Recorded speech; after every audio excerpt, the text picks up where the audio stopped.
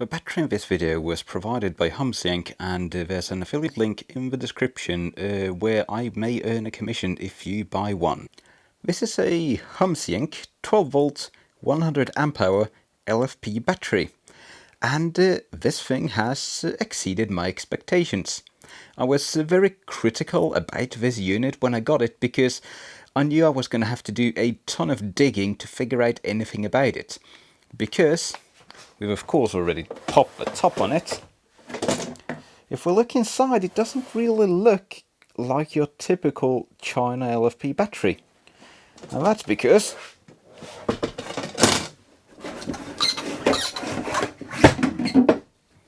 this uses cylindrical cells. Large cylindrical cells. This is not your average 18650 battle bond jobby. No siree. This has some big chonking cells. And the problem with that is no one knows who the hell makes these. Nick at Clever Solar Power had some ideas.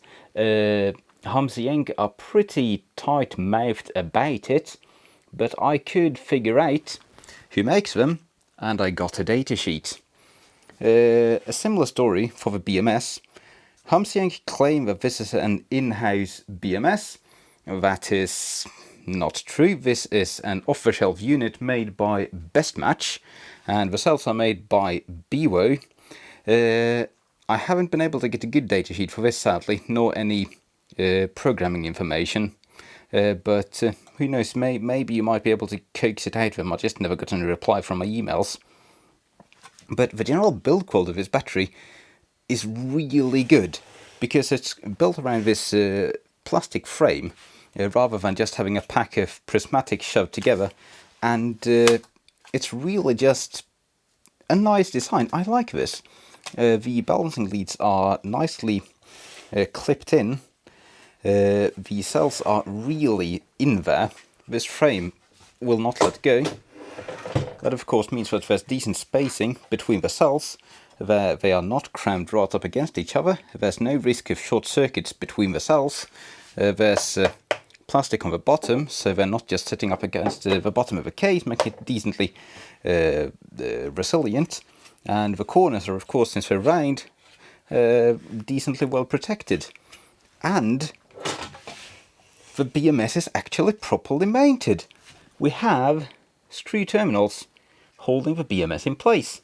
And we have a metal bus bar connecting the BMS negative to the battery. Now, Nick at Clever Solar Power, he commented on the thickness of this bus bar, saying that it was a bit undersized, and I agree. If you measure at the thinnest point, it has a square section of about 29 square millimeters. For a 100 amp rating, that is pretty weak. But in my testing, I actually put a 100 amp load on it and just captured thermal imaging of the area.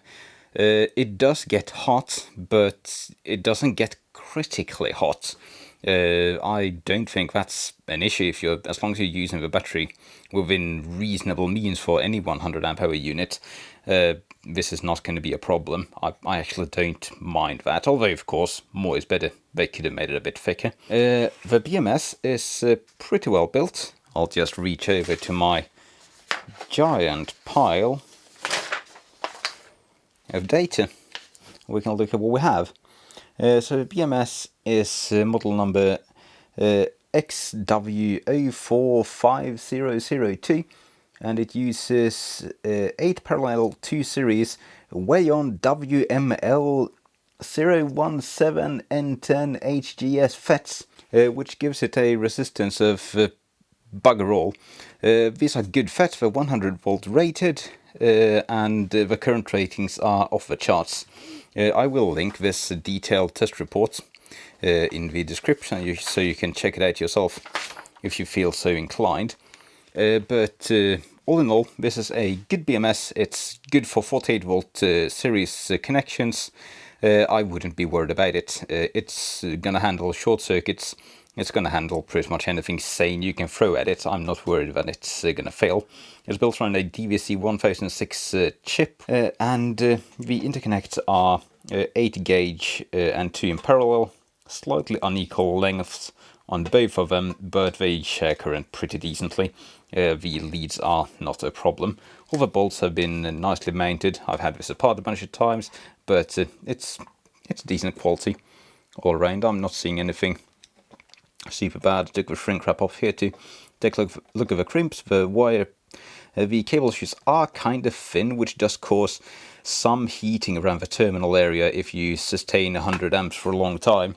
Especially the negative terminal does get up to about 50-60 degrees C if you just keep 100 amps continuous flowing, which is it's definitely hot, but 100 amps continuous for a battery like this it's pretty rough. You shouldn't be doing that.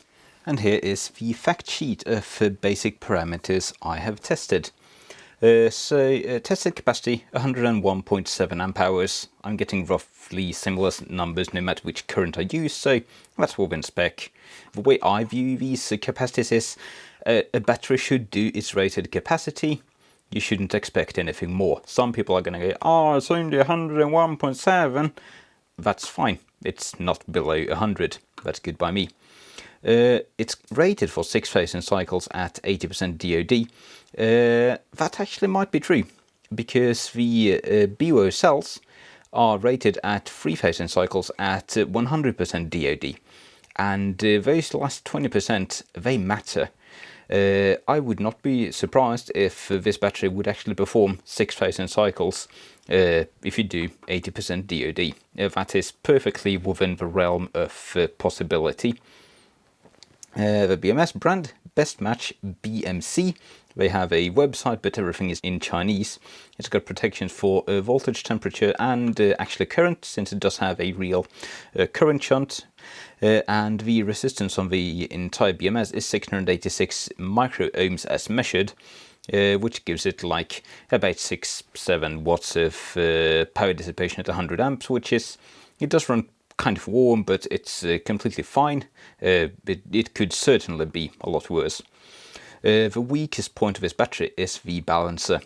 Nick at Clever Solar Power says that it only balances during charging. My battery does not behave that way. My battery always balances, but it starts balancing at 3.525 volts, which you basically only ever see during charging. And this is not a good combination, because this is a weak balancer and a very high trigger voltage. Once your cells get to 3.525 volts, you're going to have minutes left to balance before it overvolts if you have any kind of imbalance in the pack. In fact, I tried inducing a half amp hour imbalance, and it was just, it just didn't want to go away.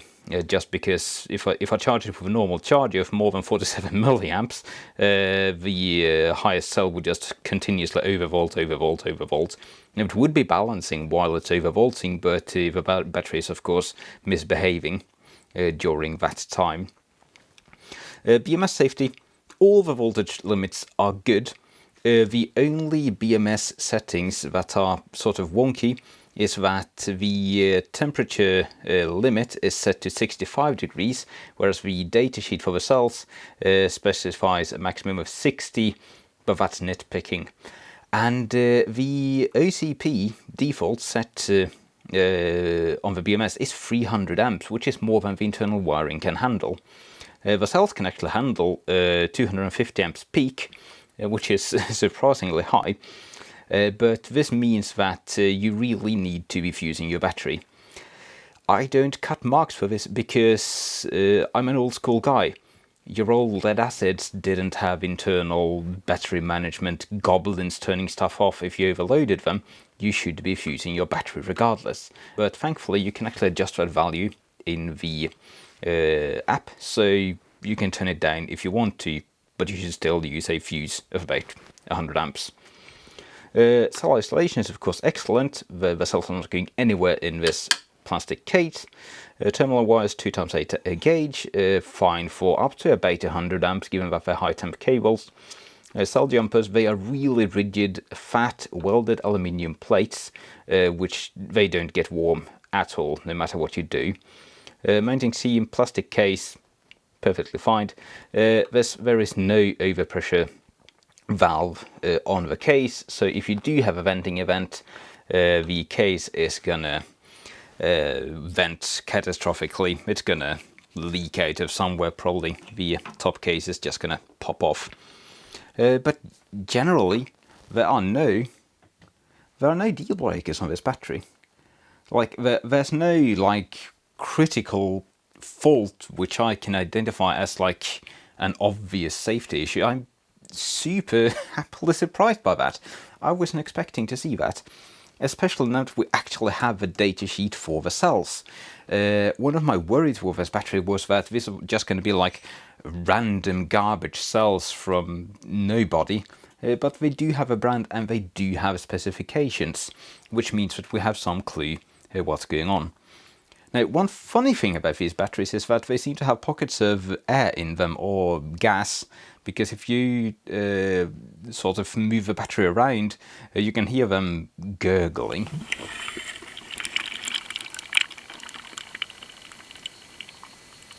Now, I don't think that's any kind of problem. They're probably built to be that way, and all of them seem to make the same noises. But it was a bit of a shocker when I flipped the battery over and was like, hang on, what's going on? Why is it making noises at me? Should I be throwing this thing out of a window?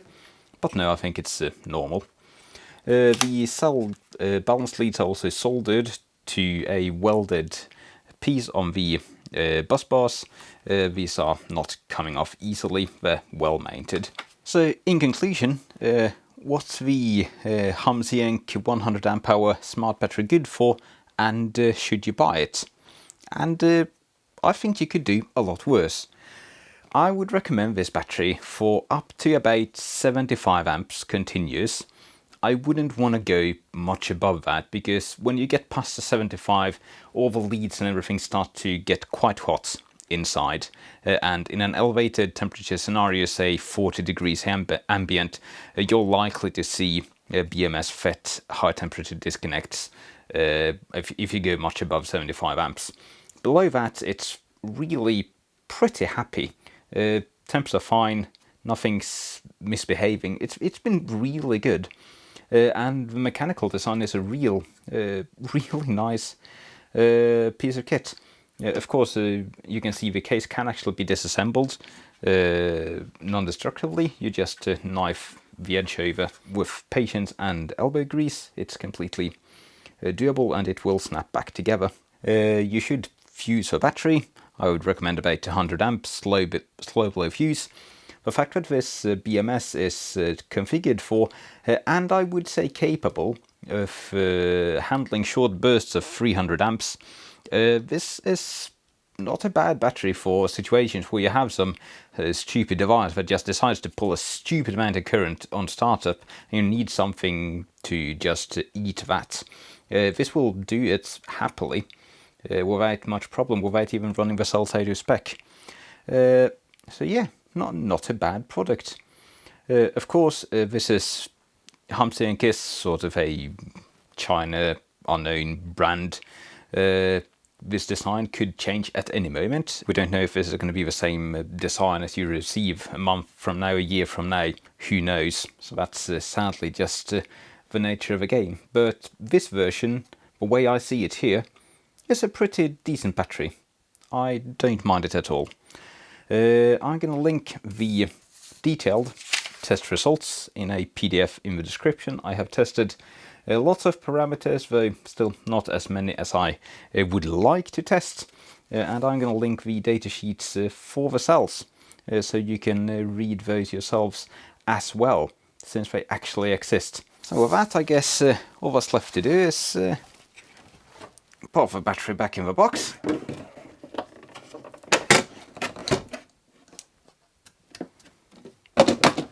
Put on the lid.